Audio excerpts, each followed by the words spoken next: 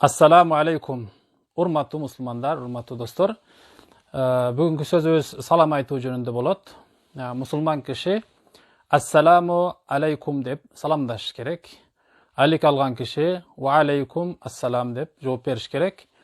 Мааниси Аллахтын сизге саламы болсун.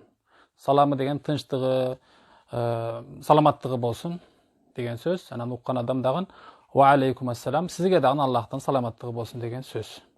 Аллах Тааланын 99 сыпатынын бирөөсү ассалам. Анан мына Асхат Осмонов иниме келди окшойт, бир аз молдолук, агалык насаатым. Негизи эле мен жанагы ырчыларга жана башка кээ бир дин жагынан мындай жолдон тайып бараткандарга эскертип коем. Маданияттуу түрдө интрига жаратпастан мындай эле эскертип коем. Кулагына жетсе жетти, жетпесе жок.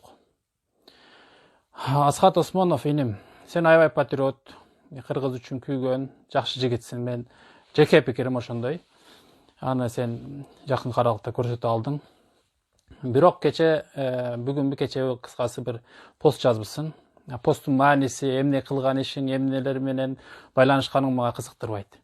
Мен диний көз караш менен бир эле ассаламу алейкум деп саламдашпастан сен шалом алейхем деп жазбысың. Шалом алейхем. Дүйнө жүзүдө бир да мусулман мынтип саламдашпайт. Союзда тили катып калып, такыр орус болуп калган кыргыз деле ассаламу алейкум, со алейкум дейт.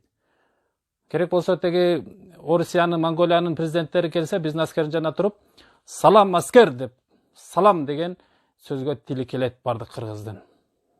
Сенин тилиң кантип келбей калды салам деп жазууга?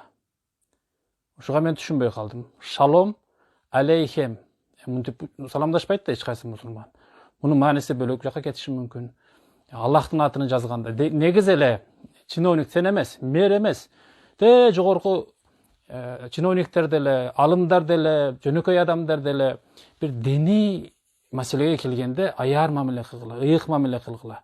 Мындай Аллахтын дини деп мамиле кылгыла. Дин ушундай нерсе, ага агартсаң өзүң агарасың. Аны каралайм десең өзүң карарасың. Ушундай нерсени биле жүргүлө. Пайгамбарыбыз саллаллаху алейхи вассаламга бир жөөттөр келди дагы. Ассаламу алейкум деди. Ассаламу деген жок. Ассаму.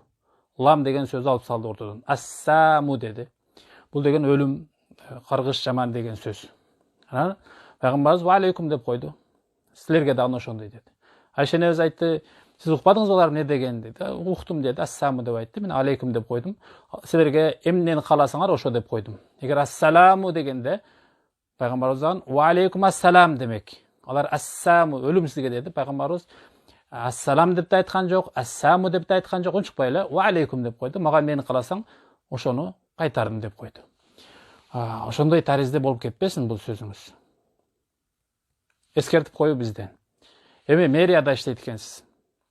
Мен бир машинамды бир туура эмес коюп койсом, же бир воротамды туура эмес кылсам, же бир мусорду башка жака төксөм, мэриянын адамы эмес, көчөдөгү тазалагыч эле бир киши, же айыл өкмөт, же кыскасы мэрияга тиешелүү бир киши келип туруп, мындай кылба десе, болуптур дейм.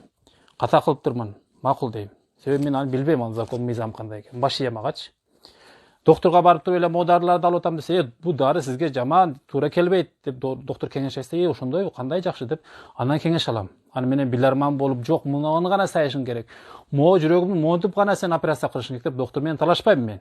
Мен кесүүм молдо. Андан бөлөк нерсени билбейм. Электрик келип туруп, могу автоматты сиз мондайны коюп алыпсыз, буну пожар болот десе, башкасын алмаштырып бериңиз, кандай туура келет деп ошону айтканын кылам да.